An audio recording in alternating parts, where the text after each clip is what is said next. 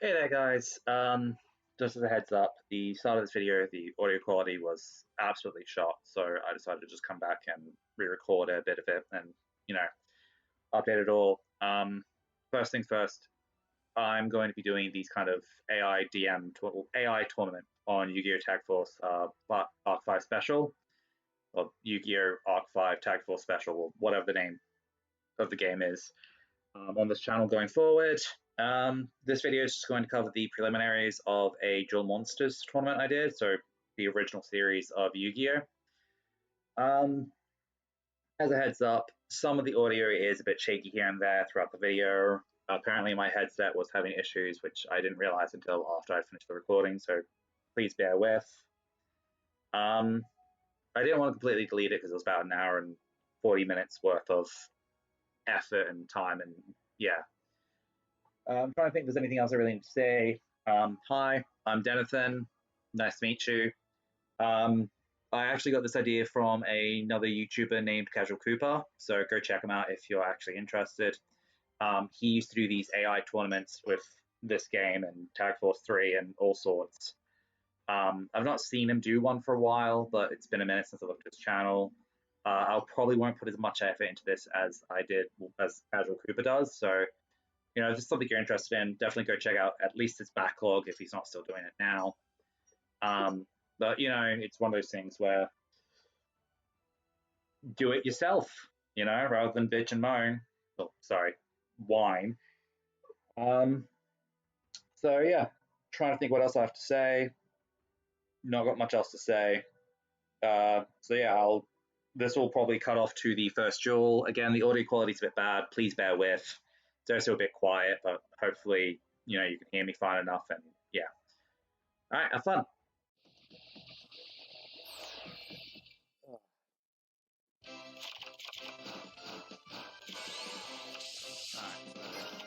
I might have to turn down the speed of which they play, but you kind of see what's happening there with Joey. Me and you started out with Flame Swordsman. He's going to be playing a warrior deck. Likewise with Mako. A lot of variation. That's going to be a pain.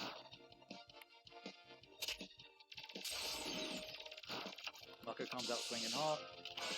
Comes out swinging very hot. Terry King Salmon and I think it was this one?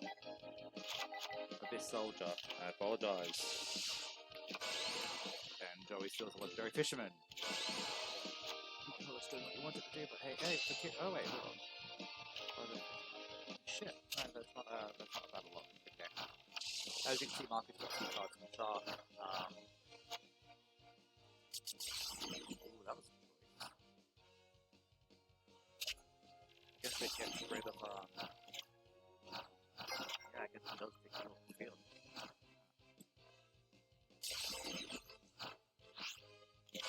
Outcomes combined, it's dark. It's dark. Animorphs. So that's Terra King Salmon and Vanish.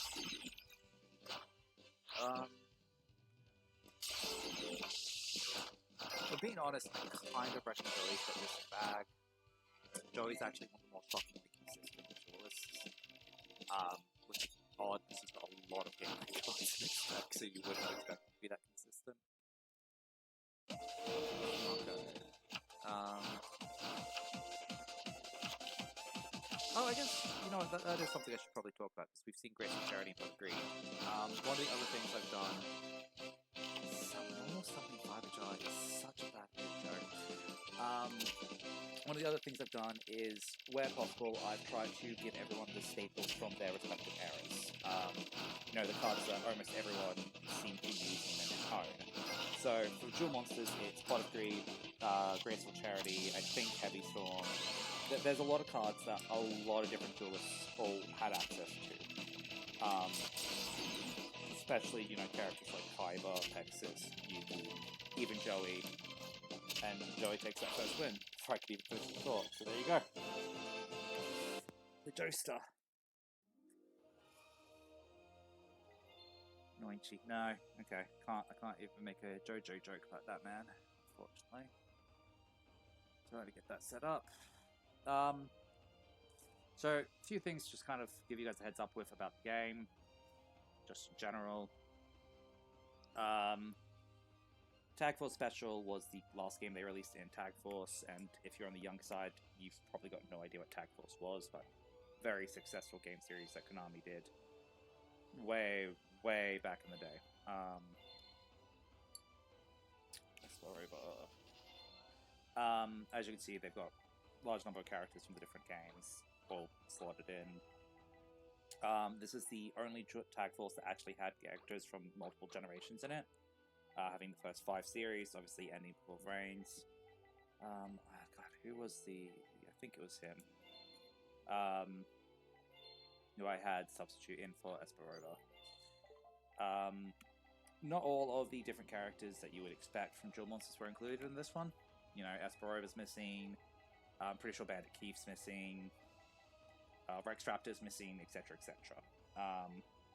I've not gone through and made all of them. For example, Rex Raptor, I kind of gave him a miss just because it would be really difficult to actually make him a semi-decent deck that would fit into this kind of mold. Wait, hold on, was it Yami Yugi or Little Yugi? Little Yugi! Oh, cool. One of my favorites. So I'll talk about those decks in a second. Damn it, Derek. Oh, damn it. So we got Little Yugi here. So a couple other things. Sorry, I hit save states all the time by instinct, so ignore those if they come up. One of the biggest things that you'll generally find with like how I've done this is that if characters had too many different variants of decks, I've segregated the decks. I can actually show that to you quickly here, where like if you come down here, you've got Yami Yugi and Yugi, because obviously they're separate characters, but then you get into Jaden and Judai. Jaden refers to his Season 1-2 deck, where it's predominantly just Elemental Heroes and the normal fusion stuff, whereas Judai refers to his Season 3-4 deck, where it's much more Neos focused.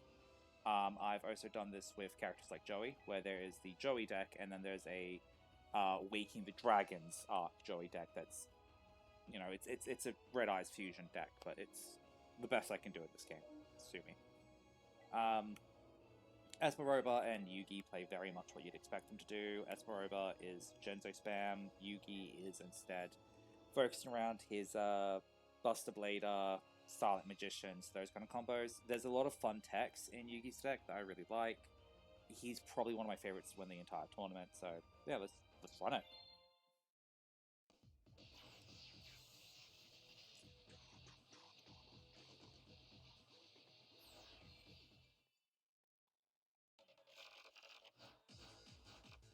Unfortunately, neither one of these characters would have voice lines, even if I did put those on. Also, as a heads up, I'll probably put voice lines in. Jeez, you just throw everything out, don't you? I'll probably put voice lines on once we get to quarters or semis. Probably just semis, but the majority of characters don't actually have voice lines, so take that with a pinch of salt. Okay, getting right into it. Level 3, probably Silent Swordsman or Marshmallow. So Yugi, as you would expect, has a lot of different like win conditions. He can win through burn, he can win through deck out since he runs a 43 card deck. That's a choice. I guess he destroys himself, but still, that's a choice. This version of Yugi, I think, predominantly wins through a couple of cool beatdown strategies. Yeah, that was a really bad creature swap, but hey ho. Magic Cylinder, as I said, part of his burn stuff. I think Yugi's got 3 main ways to win, and that is just plain beatdown, burn, and yeah. One thing I will say is that what was really interesting when I was making this, because as I said, I kind of gave each series their own staples where I could. One of the things that hit me is that you kind of actually get a trend for how each generation was played while you're doing this. So, like, these earlier generations were much more, like, trap and control focused. There were cards like Creature Swap that were constantly being used with things like Shining Angel, Mystic Tomato, etc., which is a good way to fill your board and remove your opponent's biggest monsters. Yeah, Yugi won. I am not at all surprised about that. That was very fast, Yugi. Oh, hey, speaking of alternate versions of the same character, the next one is actually 2 alternate versions of characters. Okay, cool. One is the Joy Waking the Dragon arc deck, which I already mentioned is a Red Eyes fusion deck. I'm not gonna lie, I was not a huge fan of Waking the Dragons. There were some really good moments in it. Joey's duel against Valen is absolutely incredible. But to be honest, overall, I didn't like characters like Raphael. Oh, actually, to be fair, the whole draw Monstacado thing was absolutely fantastic. And then the other one is an alternate Tristan deck. And I'm actually really curious if anyone will place, like, what the deck's meant to represent before I put it through. So let's find it quickly. All the way down to DM. Ugh, God damn it, I just put normal Tristan in. Alright. Excuse the mistakes.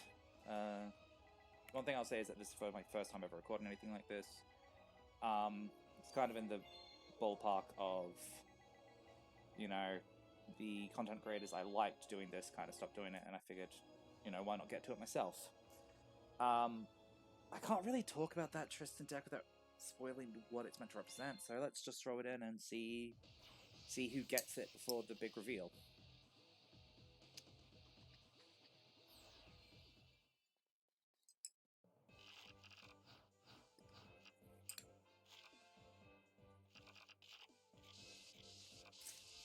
If I'm being honest, I'd be really surprised if this version of Joey's deck wins out. This is probably closest to the default deck that they give Joey in this game, but I genuinely think they really made a mistake when they were designing Joey's deck.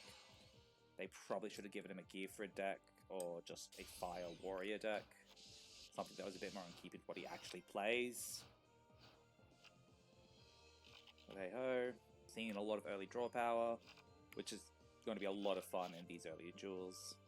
So obviously I've given them some tech cards here and there that just help them pull their engines together. For Joey, that is... okay.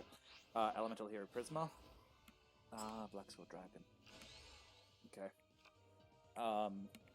Which just helps him, you know, thin his deck out, get the Summon Skulls to the graveyard, get Red Eyes to the graveyard, and then treat itself as that monster. Just generally helps the engine. Does he have a level 8 in the... guess he must have dropped it with Graceful Charity.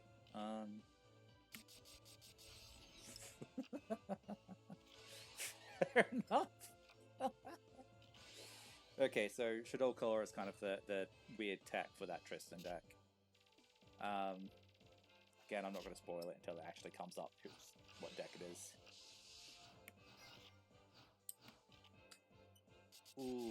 Okay. Yeah, I don't know if I can see this Joey. Surprisingly, it's still Black Skull, but I guess you want an extra defensive wall.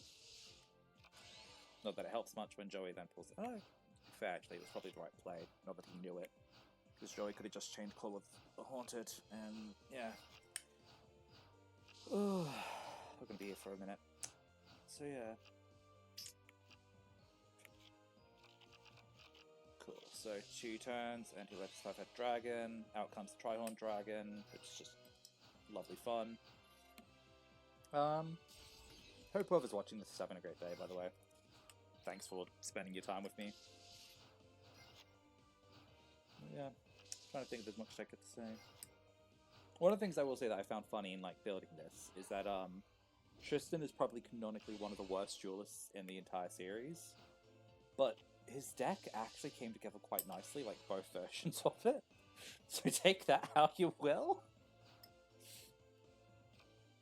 Okay, this is... yeah. Okay, you know what? Joey probably does have this then. That fairy box... okay, never mind. Provided he gets lucky, that fairy box has swung an incredibly large number of games. One of the most fun things about watching Joey actually is just guessing how much luck does he have that day. I guess that gets rid of both monsters. Yeah, okay. Yeah, that adds up. And then Tristan probably doesn't have enough dragons left in his... yeah, Tristan does not have enough dragons left in his deck. And yeah, okay, so now we get to kind of talk about what's going on with Tristan. As you saw, 5-headed dragon, Judge Man. He's probably discarded Nightmare Penguin. It's the Big Five. He's got the Big Five deck from when they possessed him during the Cyber arc in the middle of the Battle City tournaments, which was a weird filler, but actually brought a lot of value to it. So yeah, you know what? That actually adds up. That's a good move on Joey's part.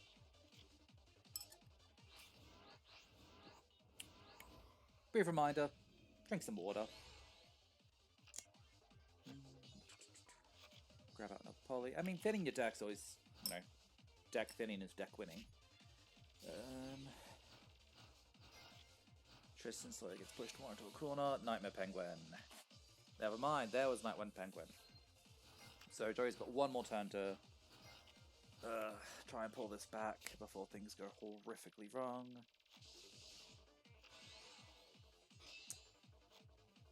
I know he didn't special summon 5-headed dragon there. I kind of wonder if 5-headed dragon is a semi-Nomi monster or a Nomi monster. Nomi being an old term to refer to monsters that can only... Oh shit, Fiber Jar. Excuse my language. Oh damn.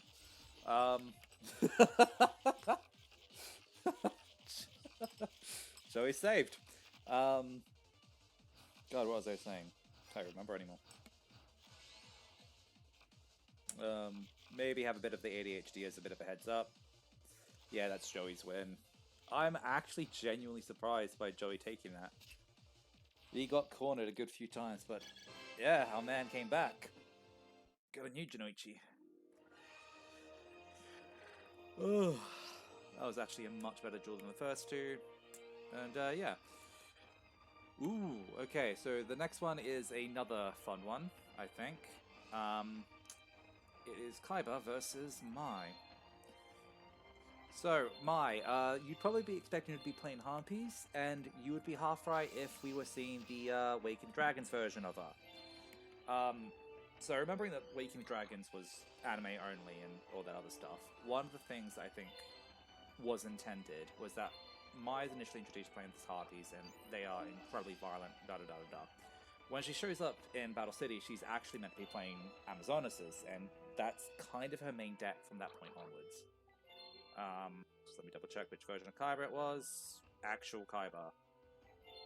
So Kaiba, just because, you know, he doesn't really have a Japanese name to counterpart against, his decks are just differentiated as Seto and Kaiba. So this is his post-Battle City deck. So this is the World Championship arc and non-Obelisk as a deck. Obviously, he's got some more modern support cards like Maiden Fires Blue and whatever else. I think I mentioned this before, but when doing this, I was trying to give everyone as close to a competitive deck as I reasonably could while keeping in spirit with their actual cards and what they actually played during the show. Which actually does give Kaiba Chaos Emperor Dragon, because he does actually use that in the middle of the World Championship arc. So he's immediately got an incredible defensive wall set up. I've run a few test tournaments, and I've spent a lot of time trying to make sure that everyone's got roughly equally strong decks. Like a frankly absurd amount of time, as a lot of my friends can, you know, mount to. Because we'd often take bets and just have a bit of fun while we were playing tours. This version of Mai has won the most tournaments consistently. To the point where I've nerfed her a couple of times just because it was getting absurd, but none of the nerfs are that huge, so she should still have a pretty solid lead on this one.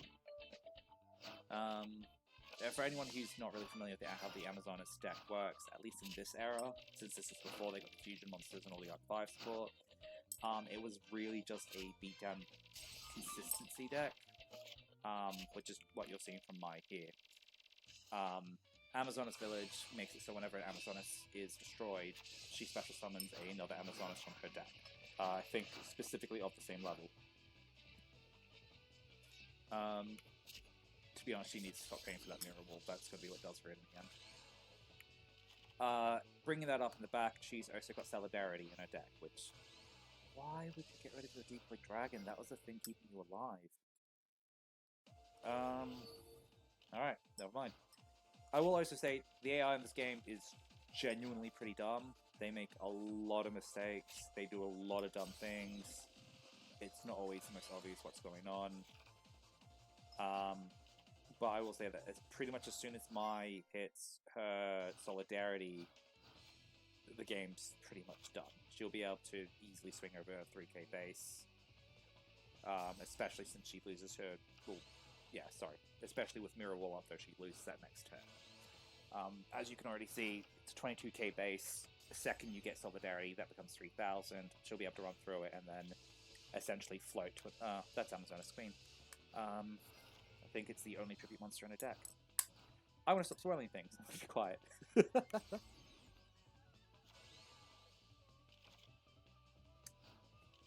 Yeah, that Decoy Dragon's probably the biggest saving grace Kaiba's got right now. Here's another Amazon's Queen. And another card face down.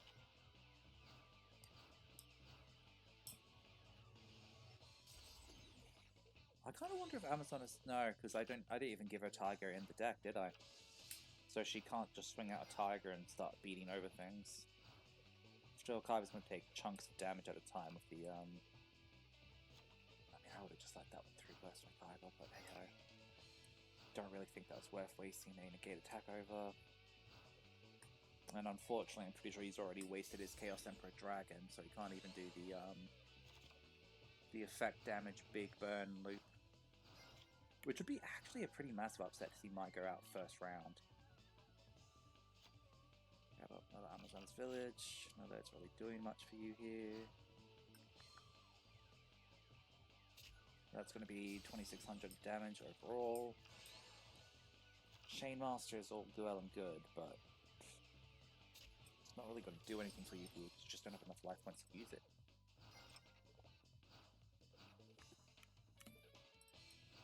So what's Kaiba up to? Yeah, I think this is going to be roughly where they stalemate for a while. At least until Mai draws a card that lets her punch over. Although after that, she then has to find a way to deal with Decoy Dragon, so we'll have to wait and see. Every time Kaiba attacks her, he's helping her thin her deck. Because, you know, Amazoness Villager just bought another. I will say Kaiba's also got a few virus cards in his deck, because, you know, it's Kaiba. He plays a lot of virus cards.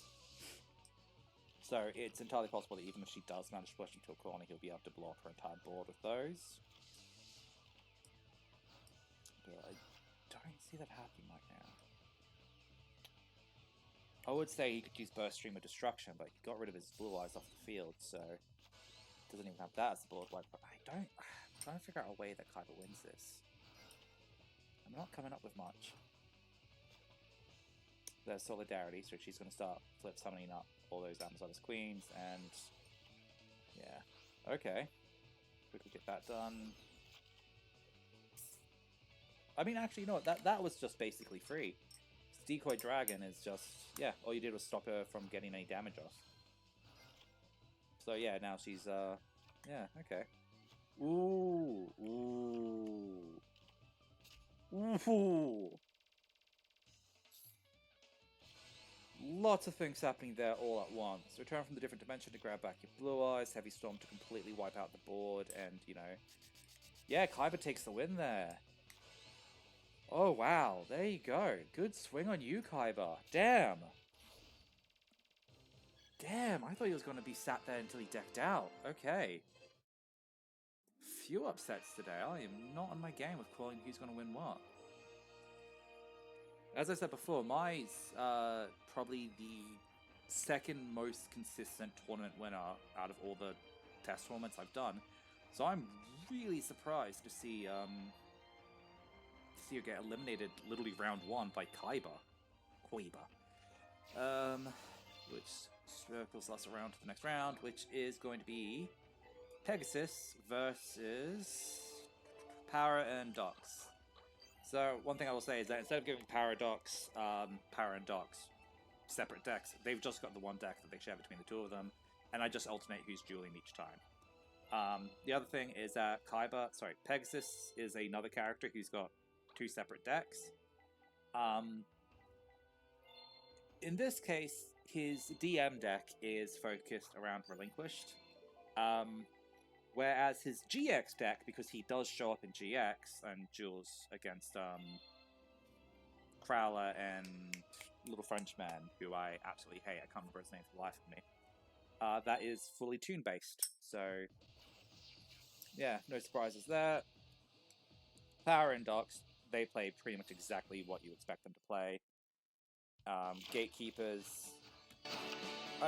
Gate Guardian. One thing I will say is that this is before the Gate Guardians got a lot of the better support they have now. Like, I know nowadays they are in XYZF. Pretty decent, probably tier 2, tier 3 deck. This is original Gate Guardian 3 deck. To kind of bulk it up a bit, I kind of made it a Frog Dark mixed deck, but instead of the Monarchs, it's just using the Frogs and, yeah, the 3 pieces of Gate Guardian. There you go, Frogs! So hopefully starting from next turn, they'll be able to actually start doing things. They've got, what's it called? The spell card where you're allowed to use one of your picks responsibilities from attack that turn. Can't remember the name. I will say Pegasus is probably the worst matchup for Power and Docs, but there you go.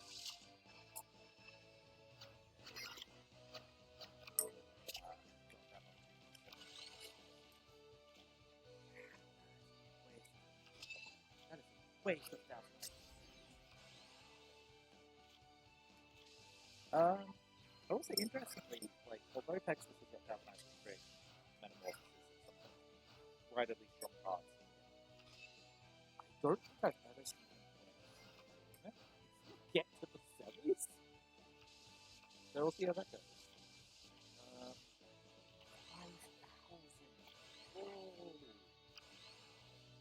5,000. Oh, buddy.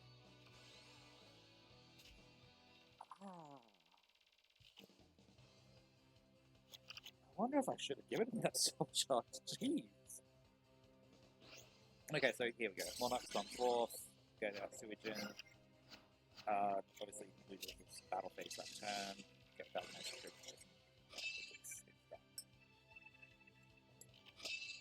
That. Alright. Cool, Pegasus. Why'd you take the frog, Pegasus?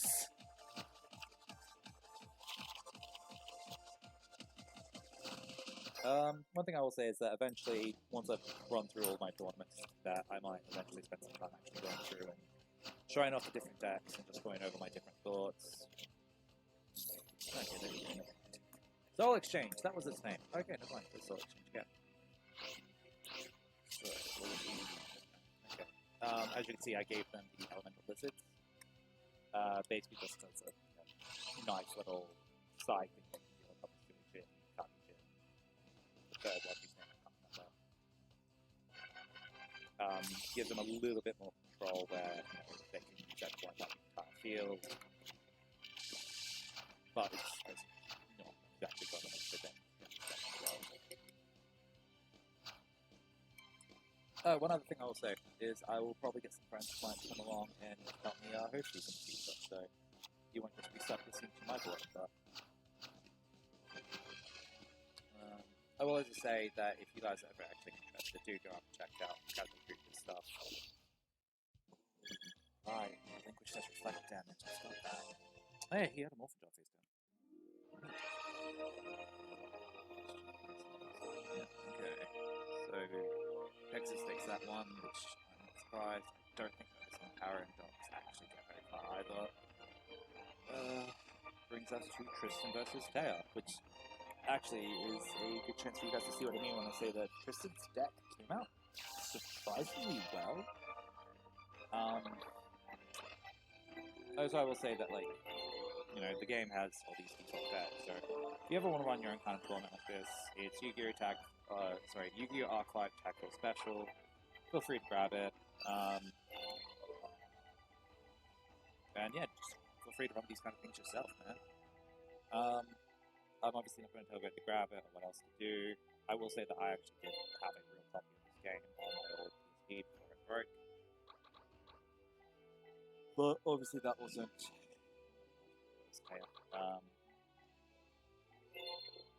that was long before the English patch came out. So I originally played this game in Japanese. Which was a time, I will tell you that. Especially navigating the Dark Comic. That was a good time.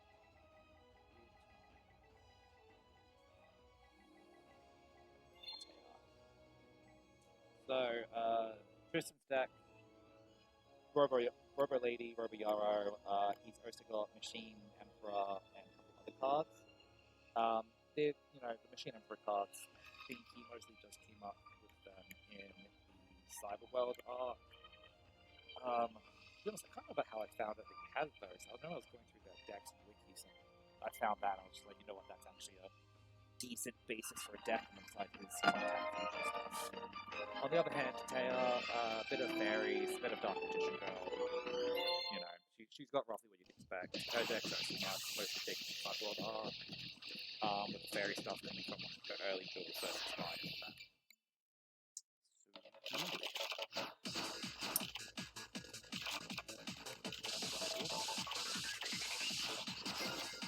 With the set level 2, I'm guessing more from getting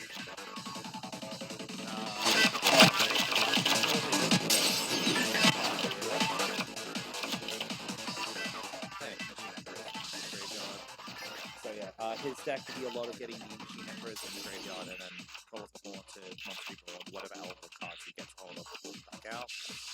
Likewise, he does a similar thing. Weirdly, a lot of early DM duelists played like this. Just because they had Premature Burial, Monster Reborn, Call of the Haunted, they just had a lot of them. Okay, cool. Okay, Scorpio, for example. She's still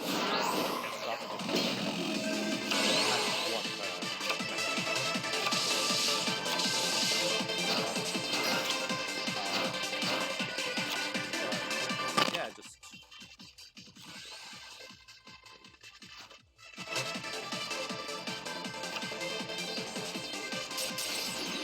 just because the sheer number of cards that these guys have a lot of like stuff going on.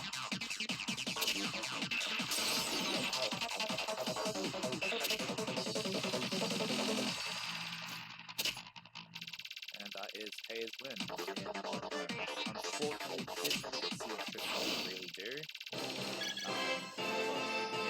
I wasn't expecting him to go very far in this match. Just because of how strong Gardner is. Hey, this is a weird little Weevil versus two characters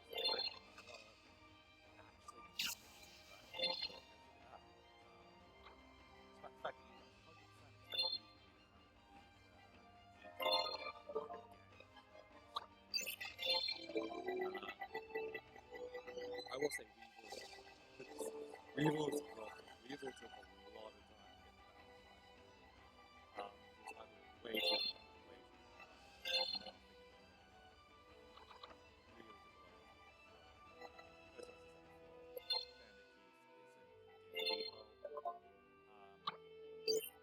One of the fun note is that if you do go ahead and grab this game online, or be mindful of which translation you get, because there is the early translation that came out where it was largely just the guys putting in whatever they wanted, and this specific character really inappropriate how they call this specific patch is the second one that came out much later on, 8th there was a lot of SA jokes. As regards to it is exactly what you expect. Weevil is locked in a double deck, which also has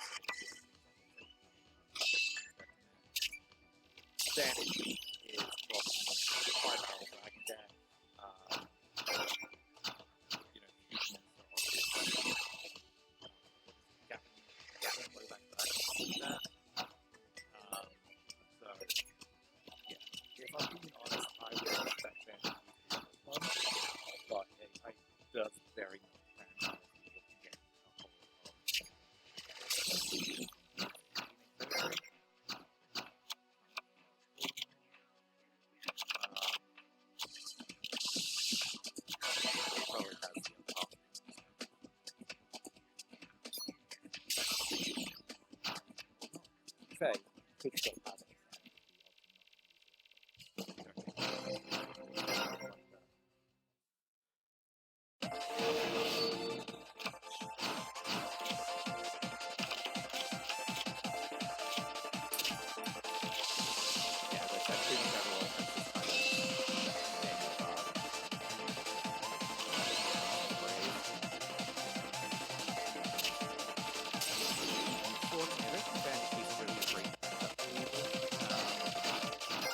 Because he doesn't do a lot of destroying by now.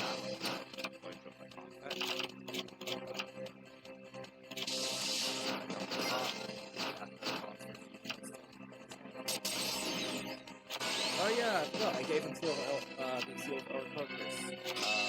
Obviously, if you watch Wake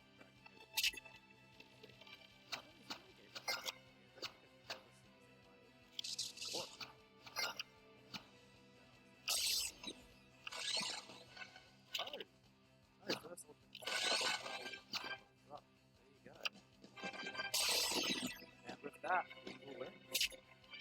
Another one I called wrong. That's really fun. I like that. Cool. That turned around really fast.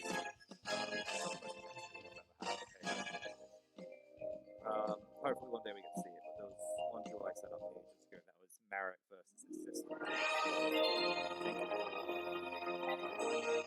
2-hour duel on its own. Straight to the spirit in resetting their decks, and neither one can do it. Anyway, next one up is Yami Yugi versus Mai with her armies. One other thing I'd say, I'm really notice is that whoever is in the opponent slot, whoever's in red is second, whoever's first. How I'm working this is they're just putting on the exact same order when they drop the. So this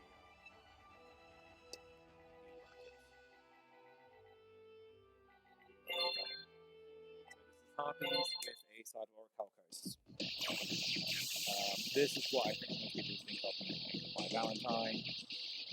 I think I gave her one, yeah, I gave her one extra monster, and a lot of them all in order.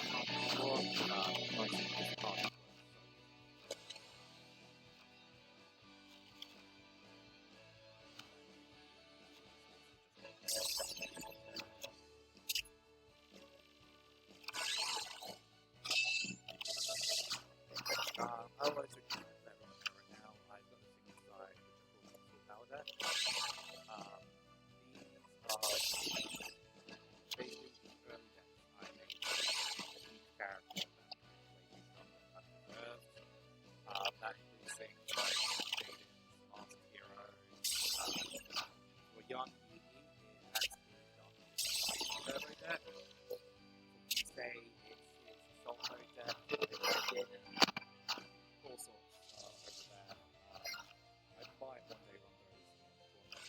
Well, I'll probably run them in tournaments in the future. But just for now, I figure these decks will roughly equal each other. I think this makes for a slightly better watch, in my opinion. Take that out. Back.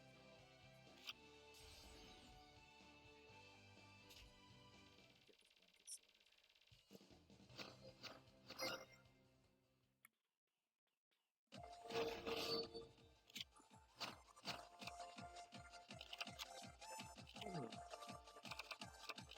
Just get as much straw as I can out. I reckon it's probably got Eye of Pious in there. Yeah, I was right, Eye of Pious. Using that on Dark Magician Girl Dragon Knight is a choice, but he may be out of Dark Conditions in his main deck since I didn't see what he started with this character. Normally he'll use an Amulet Dragon since Amulet Dragon is also a floater. A floater being a monster that won't destroy. So, yeah. I think mine doesn't have to win.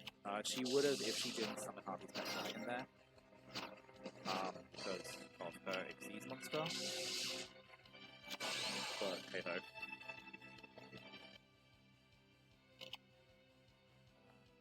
Dragon. Oh.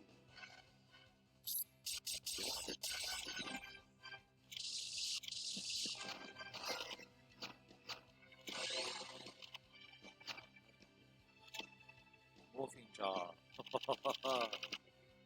But can you survive this turn?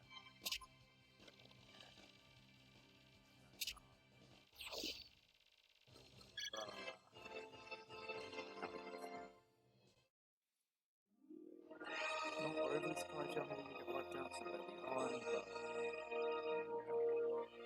oh, hey, this is actually a canon duel that we have next. It's Odion versus Joe. I think they did, yeah. Might need to go back and watch that city. I swear it was Joey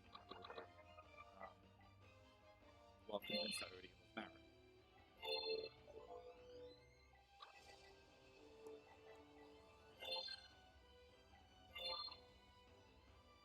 I've already spoken on Joey's deck. Odion is using the Practice deck in the anime. He's got some random cards in his deck just to use alongside his mystical scorpion thing.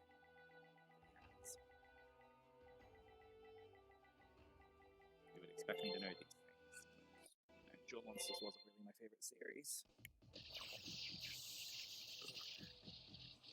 I get the nostalgia for it, and I did grow up watching it. I have a lot of nostalgia for it as well, but yeah, I don't know. Played a lot of Yu-Gi-Oh! When I was a kid with my friends. Eventually moved away from it until I ran into my cousin when I was a teenager and we got old decks and started playing together. At which point I actually got around to watching all of the different animes and everything else like that.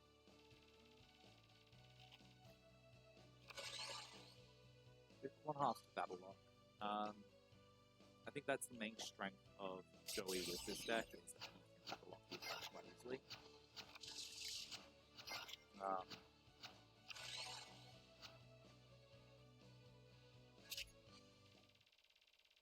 There's no way he's already done this.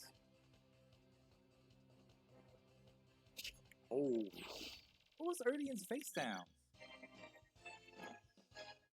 Dude's got so many trap monsters, embodiment of Apophis, dimensional wall, all sorts of stuff in there to like make him stick it out, and yeah, he's gone.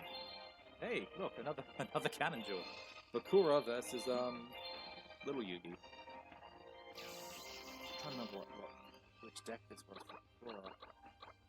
Because Bakura's got two separate decks. He's got his big bad evil guy deck, which is his Destiny Core deck, which I had to remove from central rotation because dude basically never lost to anyone unless they had like a lot of back row removal, which was mostly like Joey, Jack, etc., etc.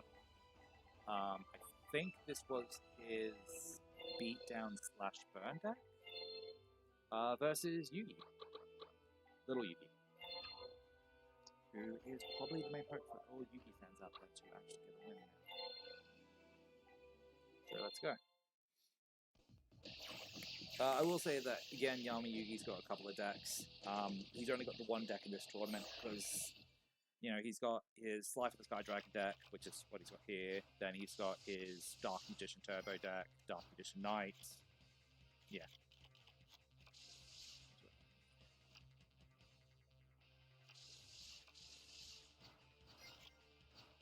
I will say that Bakura primarily uses ultimate win cons and a lot of different stall strats, so I think this one also has Deck Out as one of its ultimate win cons. Ironically, Yugi also has quite a few different win cons.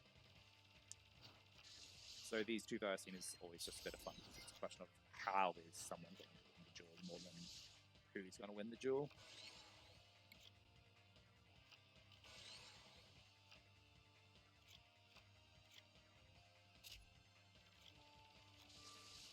I'm not sure what form. I mean, that's a decent chunk of burn there very quickly, but still. Yeah, then that's going to be game so fast. Destroy the Shining Angel, get out another. Yeah. Unfortunately, Silent Swordsman level 5 is immune to your opponent's spell effects, so even if he gets like Dark Hole or Nightmare Steel Cage or Buster Blader to add insult to injury, even if he gets one of his big stall cards,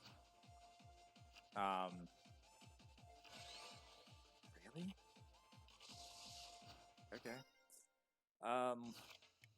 Even if he gets one of his big sword cards, it's just not going to do much against his Silent Swordsman. Spear Cretin. I mean, it keeps your life for a turn.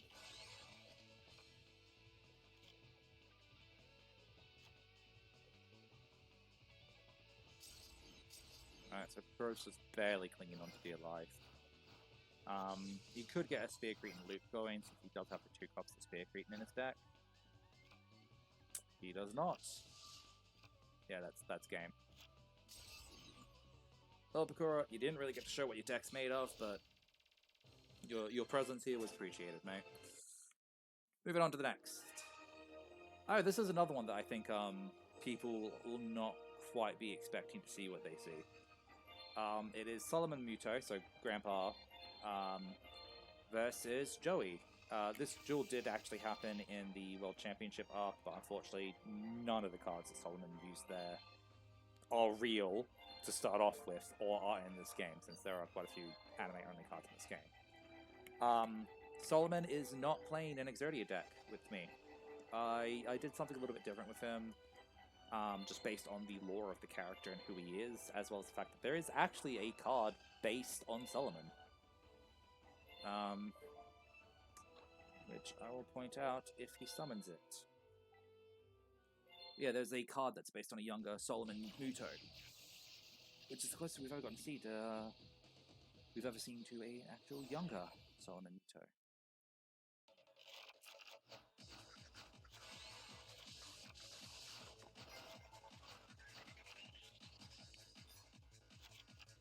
Yep, faces.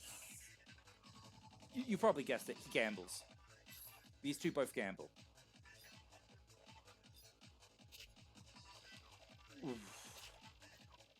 Because, yeah, one of the things that's noted about Solomon as a character is he is famously a gambler. That's basically how he got into the business he did. It's how he got the majority of the stuff he owns. And Joey's won. Oh, Solomon! Man, so the card that's actually based on him, I think, is called the Legendary Gambler. I think that's the one that's actually based on Solomon in his youth. But yeah, within... Oh no, that was the wrong Joey! Okay, so he gets a second shot because I made him duel the wrong Joey there. He was meant to duel Waking the Dragons Joey, not Warrior Punch You in the Face Joey. Okay. Well, Solomon, you get a second shot. Have fun, buddy. As you can see, the most recent deck I was building was Kites from from Zexal. I wish there was a fast way to navigate the menu, but hey ho.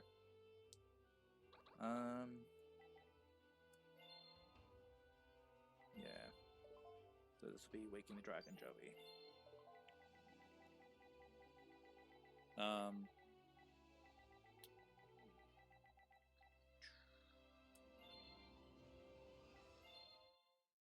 Alright, I've got no idea who wins this, for the record. I'm pretty sure that Joey's got better beatdown, but it all comes down to luck when it comes to these two.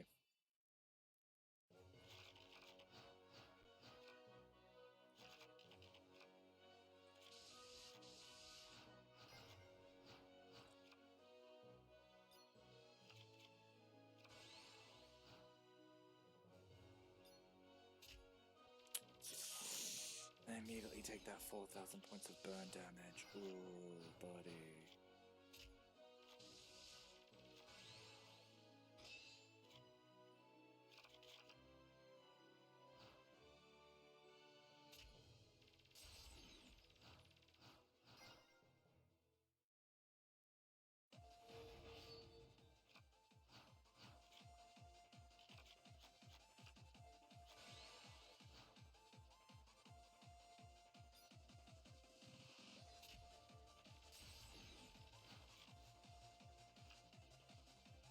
Okay, so last spell, grab out your Snipe Hunter. God, Snipe Hunter is actually devastatingly strong. You wouldn't expect it, but it is. 6 cents. Is he gonna get it? Nope. Mill 3. Come back. Red Eyes.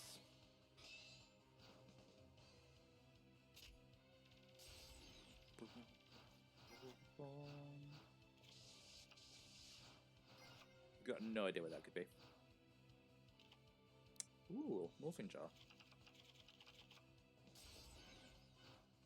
Man, that was goddamn lucky. You get out your multiple red eyes. Not a Cleo. Joey. Get out your Snipe Hunter again. Discard 2 to destroy the red eyes, probably. Yeah. I'll say one of my favorite things is when he's got the dice jar and it rolls like a 6, so like either himself or the opponent just takes a whopping 6,000 damage out of nowhere. It's fantastic fun. Okay. So you get rid of the Snipe Hunter. Unfortunately, the is it Kagemushi Knight? Sasuke Samurai. Okay. Ooh, Solomon, nobody. Man, luck is not on his side today. Snap up a quick Sangan. Well, at least we got to see more of his deck. Still, he got really unlucky. Guess you don't play Joey in a game of luck. Hey, the next one is also a canon duel. It's Ishizu versus Kaiba. It's not Obelisk Kaiba, but it's Kaiba. So Ishizu, she's also probably not playing the deck you expect her to be playing. I know that like the popular thing is to give her Gravekeepers. Even in this game, they gave her Gravekeepers. She doesn't play Gravekeepers. I know that Ishizu Fairies are a deck in Modern Yu-Gi-Oh! And a lot of people kind of get that, like, that's what she played. But in the manga version of this entire arc, all of her monsters are actually normal monsters. Ignore that. So instead, I've got her running normal monsters fairies with the few of her actual fairy monsters that were made real included in the deck as well. Made real by this point, because I know the rest of them became real later on.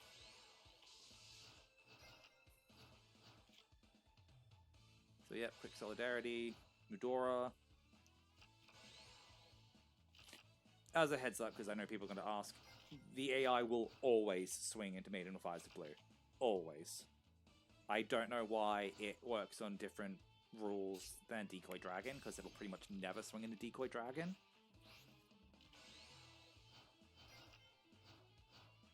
That hurt my soul a bit to watch, but hey ho. This is not going well for Ishizu.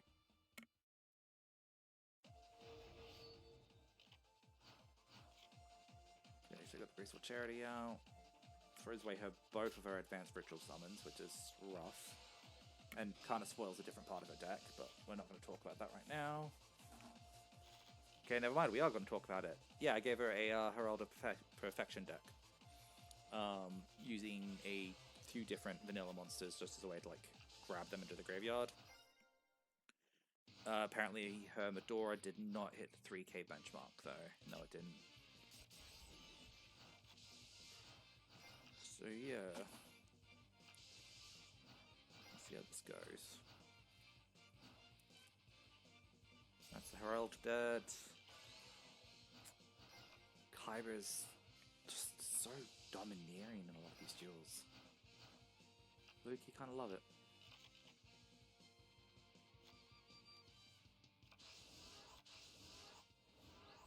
Oh! First of the Dragons. This was a fun tech I gave to a few of the he had another Blue Eyes. God damn it! He had another Blue Eyes in his hand. That was a fun tech I gave to a lot of the different, like, early DM duelists who use a lot of vanillas.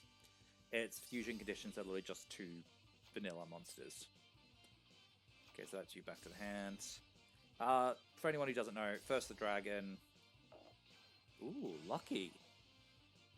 Anyway, first of the dragons. Can't be destroyed by an effect monster and is unaffected by other monsters' effects. And it's gone. Okay, I think that's a good game. I'm going to guess that face down is either Blast Held by Tribute or Exchange of the Spirit. And if it's Exchange of the Spirit...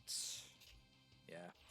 And then he didn't swing with the Tribute Summoned monster first, so even if it was Blast Held by Tribute, didn't matter. That's Kaiba taking the win there, just by swarming with Blue Eyes and opting to attack with Blue Eyes instead of the others. Ooh, this is a fun duel. Marik versus Pegasus. Actual Marik as well, not Yami Marik. Dark Marik. Who, interestingly, is the only Yami character who is not an ancient spirit. It's just Marik split personality. So I know that normal Marik in this game as well also got given a Gravekeeper deck. I did a bit of digging and looked across all like the different jewels that we saw him actually take control of through like his Rare Hunters. And I constructed the deck that he's got here, which is a little bit of a slime deck, a little bit of a oh god, what's the monster called? We'll probably see it during the duel, so it's fine. I'll just... it could be a bit of a nice surprise for you guys. Suffice it to say, this is a fun one, but this is Marik's deck without all the torture cards, since we know that Yami Marik, before his first duel, Yami Marik, before his first duel, altered Marik's deck to have all of the torture cards in it. Okay, so they're both up to a bit of a slow start there.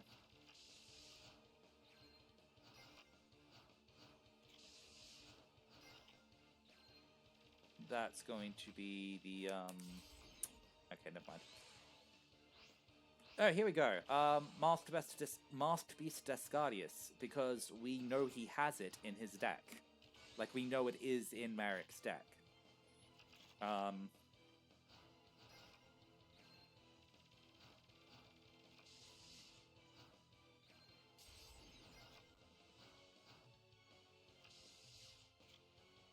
Level 2. Probably Morphing Jar? But weird that he didn't set. Okay, that also hurt my soul. The AI will constantly do things that will hurt your soul. Don't take it to heart. You know what? This one worked out. It just gave him extra monsters. Oh, Jigen Bakuden! I fully forgot that was in Pegasus' deck. But yeah, he uses it in, yeah, that actually does make sense. Yeah. Yeah. Okay, so that is actually his relinquished summoned.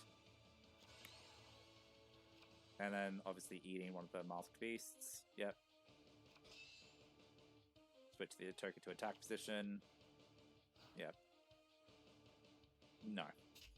That was wrong, Pegasus. That was wrong. That was... You let the token die. Oh. Does he only have the one mask? Because he only has one mask.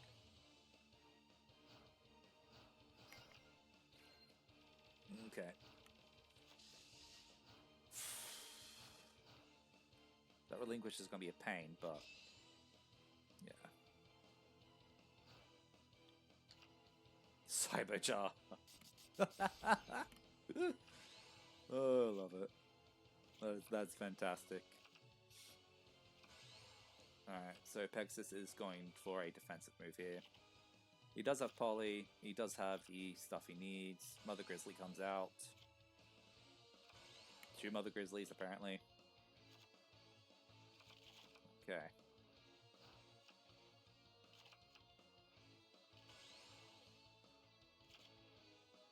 If I had to guess, I'd still probably say Pegasus wins this, but It is getting much closer. It will all come down to, can Marik get rid of Thousand Eyes Restrict? If yes, then he probably takes it. If no, then no. Card a safe return for his, combos. I personally wouldn't have done that, but hey, I'm not really a fan of what Marik's doing here.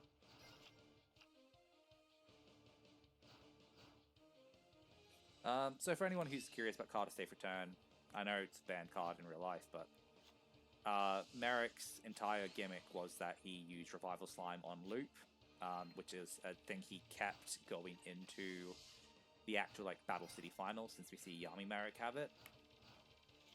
So we can probably guess that Marik himself actually does have the slime loop in his core deck.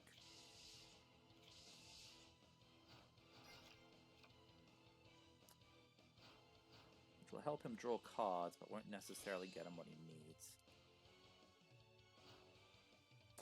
One thing I'll also say is, for anyone who's actually interested in the Tag Force series, make sure you check out Tag Forces 1 through 6. Undeniably, this is hands down the worst Tag Force. This is the Tag Force I'm playing around with, primarily because A, it lets you actually control what decks people are using, and B, it's got the largest number of characters. The previous ones, though, had such wonderful things as actually animating those characters. So, you would see, say, Marik draw a card, or you'll see him take damage, or you'll see XYZ. I'm surprised I didn't give him a second mask there. Or he might have discarded it with Graceful Charity earlier, because I swear he's got 2 masks. Okay, so that is Thousand Eyes Restrict gone. Nope, never mind. That is not Thousand Eyes Restrict gone. That is the field brought to even. Evened out, though, since that thing is going to be destroyed.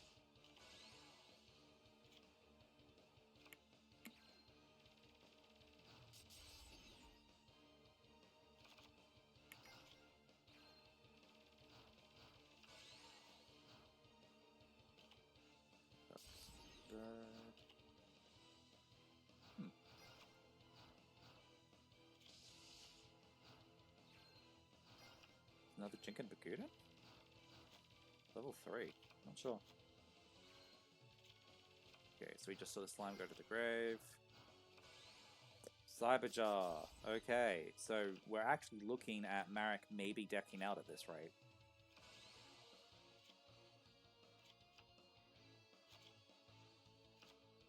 Yeah, he's probably going to deck himself out based on the cards we just saw him draw. Yeah, he's definitely going to deck himself out because the AI is not clever. So he'll use card of safe return here. Oh no, he didn't. Okay. I mean, I cannot see Pegasus being able to pull this through actual physical beatdown. But weirder things have happened. That'll be Pot of Greed. Okay, another card of safe return. 2 cards of safe return.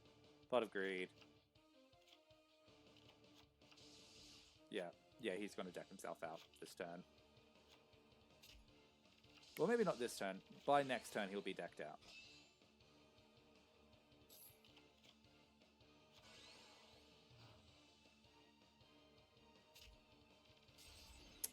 Yeah, that's not great. Especially since Pegasus is just going to steal that Mask Beast with his relinquished again.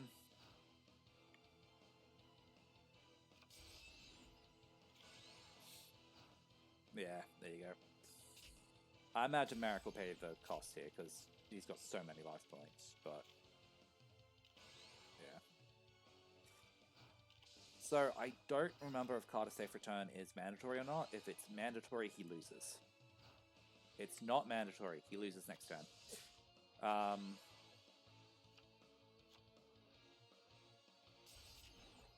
Ooh. But not before he is very heavily teased. Yeah, Pegasus can literally just end his turn here and end his pain, man. There you go.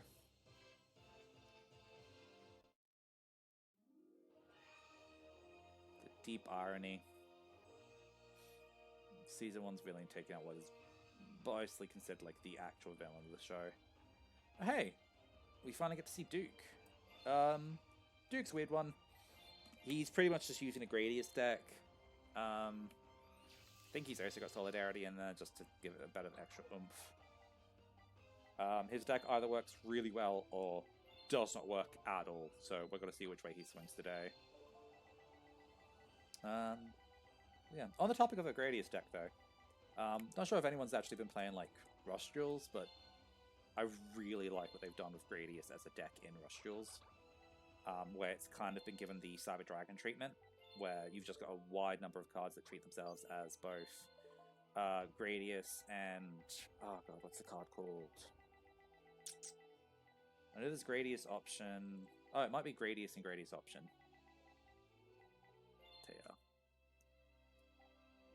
Because I know that Lord British turns himself into... yeah. Yeah, I think I'm right there. And to be honest, the deck just feels much more cohesive and much more well put together than, obviously, the DM era deck did. Largely because the DM era deck was just kind of pieced together semi-randomly over multiple years. And it didn't really get a coherent core engine until we got the structure deck update. I think it was the structure deck. Might not have been a structure deck, who knows.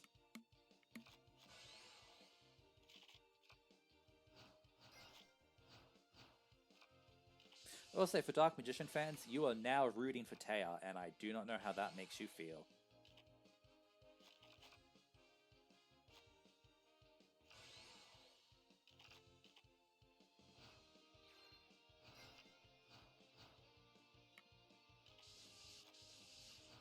Okay, so that's probably Morphing Jar if I had to guess, but I could be wrong there.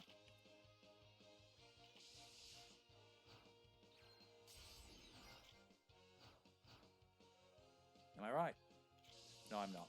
If it was Morphing Jar, he would have flipped it. Okay. No, he's using Solidarity, so Morphing Jar won't be in his deck.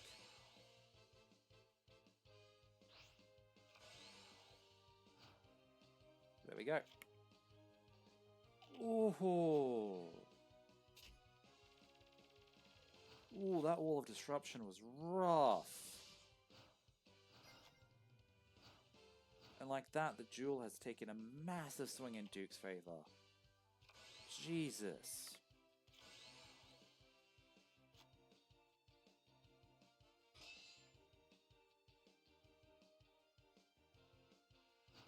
I wonder if this is going to be where Dark Magician's tenure in this tournament ends.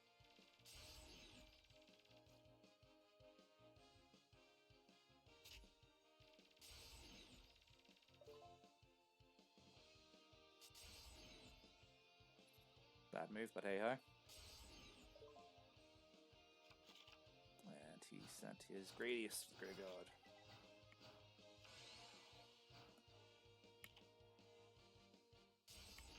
Man, she is not getting a break here. And it's either this turn or the next turn where she just, well, he just runs over Dark Magician's defense. Next turn.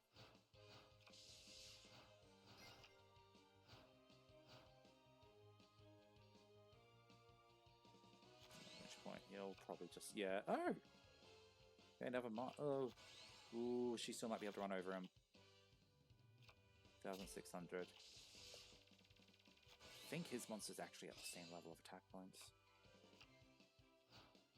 2,000... oh, because right, it negates the effect. That adds up. Thanks to Gravity Blaster.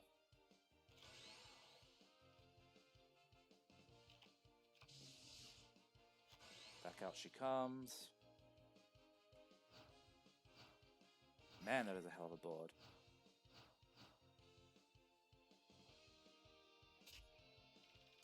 Got Jade Knight. You will obviously, yeah, grab Blue Thunder. Unfortunately, I don't think Taya has a Mirror Force to fall back on when she needs it. And that monster of his is just going to keep getting strong. Oh, okay. I mean, I guess, yeah, Magic Cylinder makes sense. Yeah.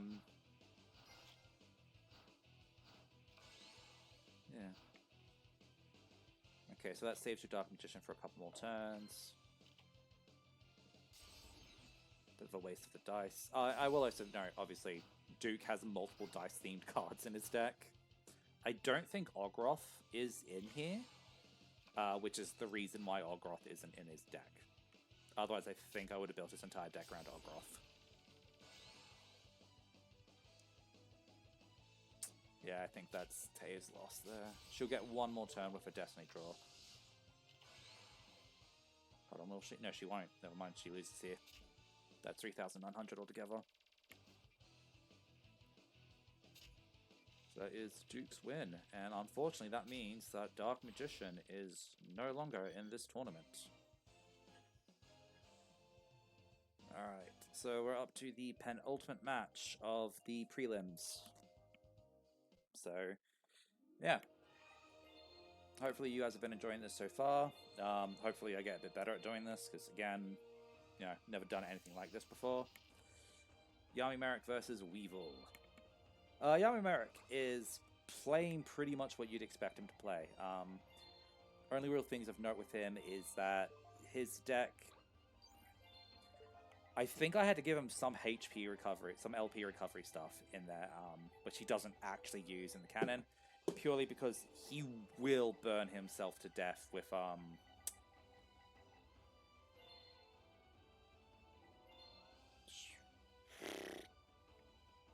Who was he versing? Weevil. He will burn himself to death with Ra. Pretty much every time he will.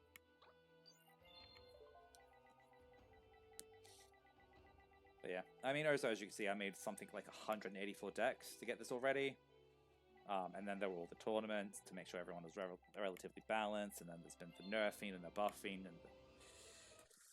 and I will say that, like, even as we do these tournaments, if we get some characters who are winning way too frequently, or we get some characters who are just dead in the water, I will be open to, like, going in, making a few edits to the deck, maybe give them a card that's a bit too strong or a card that's a bit too weak, just see what I can do to help things out.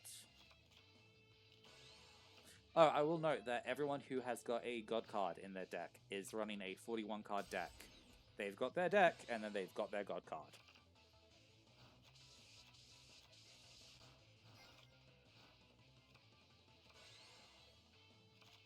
And that brings up, I'm pretty sure the next match is, yeah, Obelisk. So everyone who's here for Obelisk, you finally get to see him in the next one. Ooh. Ooh, what? Why?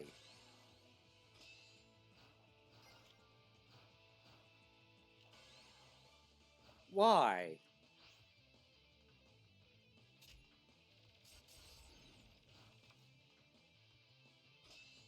Double why? What is even happening in this duel?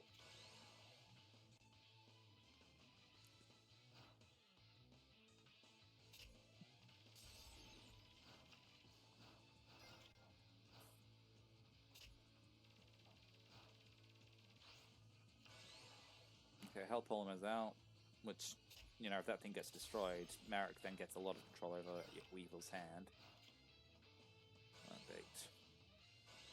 Man, you need to draw into something fast, Weevil. Jesus. Completely screwed yourself over there.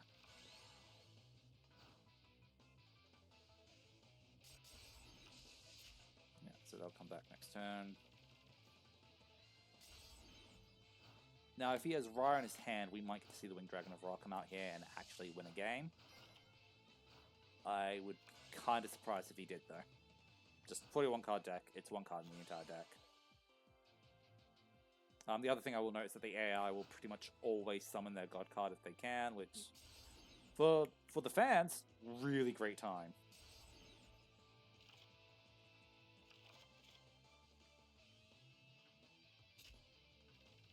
Okay, and that pushes him just into Destiny draw range,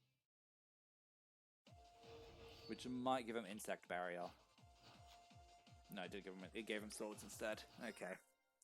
Swords is another one that I think was a staple I just gave to everyone in DM.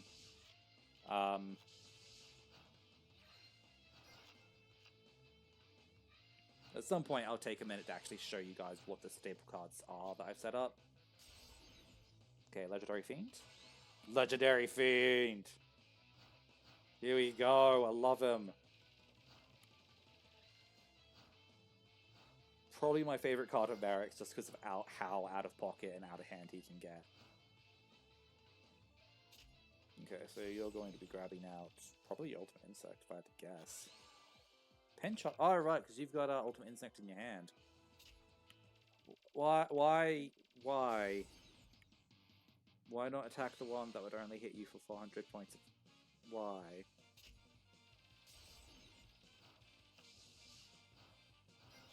Why, guys?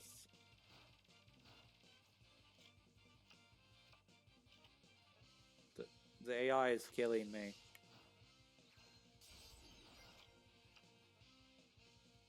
Okay, so Marik's gonna be getting a lot of life points from now on.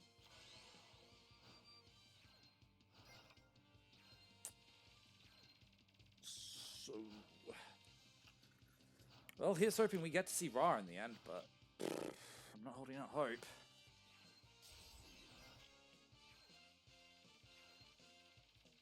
I will say that a lot of these early guys do have Solidarity just because, frankly, why not? They were all running mono attribute, well, mono type decks. It worked, brought their decks up in power, so screw it. Why? Why attack? Hellpalmer is the only one you didn't want to attack. Hey! Winged Dragon of Ra! Let's go! A 10,400 attack! Winged Dragon of Ra. Let's go! Oh, that is incredible. That is incredible. That was good fun. I liked that at the end. Alright, that brings us to the last duel of this video, which is going to be Seto Kaiba versus Mai Valentine with her Harpies. Alright, so, obviously, the Seto deck is the deck with Obelisk in it.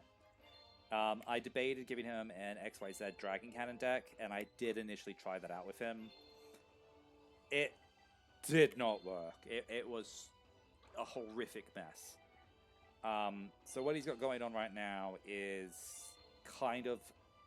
You'll see. It's the best thing I can think to say, is you'll see.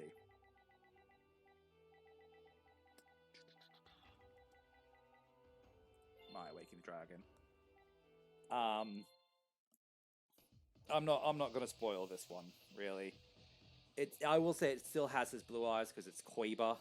Man's always gonna. It's like taking the Cyber Dragons away from Hellquaza. Like, you just don't do it. Immediately opening Seal. Okay, that's a rare move on Mai's part. Normally she opens Harpy. I mean, it doesn't get destroyed there, but still. So yeah, we got Vorce Raider. Ooh, her head must suck to not summon anything there.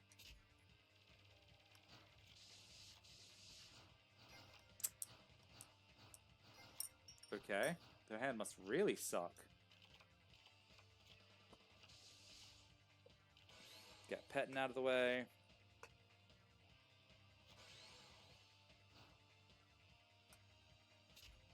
Basically, this version of Kaiba is using a lot of low-level darks with underneath 1,000 attack points so that he can throw out his Crush Card Virus. Unfortunately, this is Crush Card post-errata. I would have loved for it to have been pre-errata Crush Card Virus. I wish there was a version of Crush Card Virus in this game that was pre-errata.